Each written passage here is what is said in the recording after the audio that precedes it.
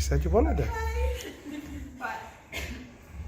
Oh, who's read Another Woman's Man? Yeah. It makes sense to you. Other people, wait. Right. I can't believe we're married. I got out the car at the shopping centre. I can't believe you made me drive to Asda. Joshua laughed. I can see our flat from here. Well, almost. We have no food in. Now we're a grown-up married couple. We have to start doing things like this. The monthly food shop. We're going to fill our trolley and it's too far to walk with all those bags. If that's what you really want to do on our first day out of the bedroom since being married. You know, some people go on honeymoon after their weddings. You chose the Crumble Centre. We can't afford a honeymoon. We need all of Dad's money to concentrate on our options. If we do go for a surrogate, your mum will pay. I held his hand and smiled. I know, but she can't pay for everything. We're talking about starting a family. It's so exciting. He pushed me out at arm's length and spun me around just how he had done on our first dance. As he pulled me into him, we almost crashed into someone walking by. Josh stopped abruptly and put his hands out to apologise to the woman. I could immediately tell by both of their reactions they knew each other. Oh, hello, stranger. She was a very pretty blonde, perfectly straight white teeth and a sexy sleek bob. But there was something about the way she stepped back and tilted her head to examine him that made my blood run cold. Sophie? It wasn't on her, by the way. Wow! How are you? Josh seemed sincerely taken back. You look amazing. It was bad enough that he'd led with wow, but to finish with the word amazing was starting to really tick me off. You do too. You've been working out. I watched the pair of them, thinking it was probably too early in our marriage to become a super jealous wife, but now they were all out flirting. I gave a little cough to remind him of my presence. Oh shit, sorry. Sophie, this is my wife, Casey. Casey, this is Sophie, my, ex. I suddenly understood Josh's awkwardness. I was almost happy to finally have a face to pair up to the word ex, as I'd heard plenty of stories about his famous, unnamed ex-girlfriend. But this woman in front of me looked nothing like the drug-riddled, abusive mess he'd escaped from 6 years ago. You have a name, I said, trying to keep cool. Sophie shook my hand and said, yes, I do, with a laugh.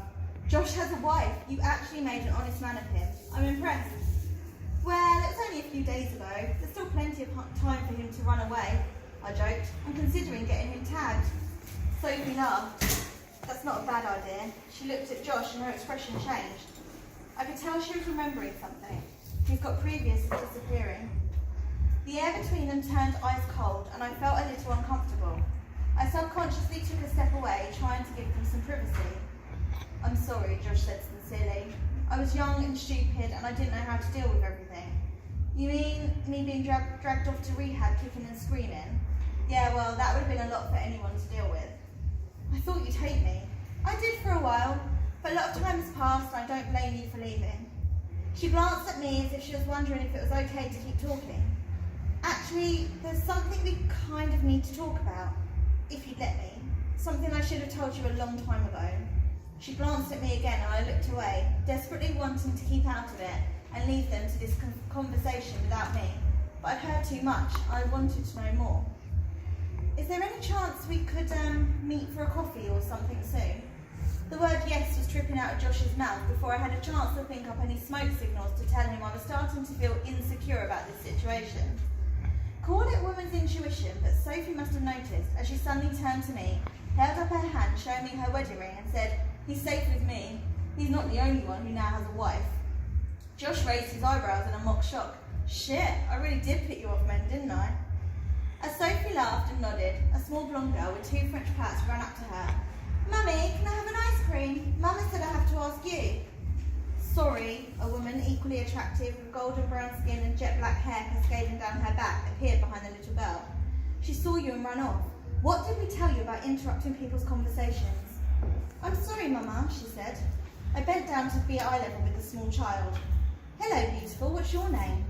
Isla, the girl said, with the eye drawn out and her voice going up at the end. That's a beautiful name.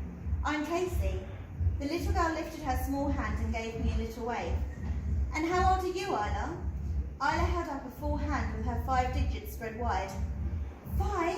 Wow, that's a big number. Spending so much time with Kat and her babies, I've become quite an expert at talking to small children. It took me a little while to notice that the 3 people around us had almost become statues. Glancing up at Sophie's wife, I saw a worried look in her eye. I followed her gaze and noticed the awkwardness between Josh and Sophie. I looked back down at Isla and tried to smile. My mind was just putting together what Josh had already worked out.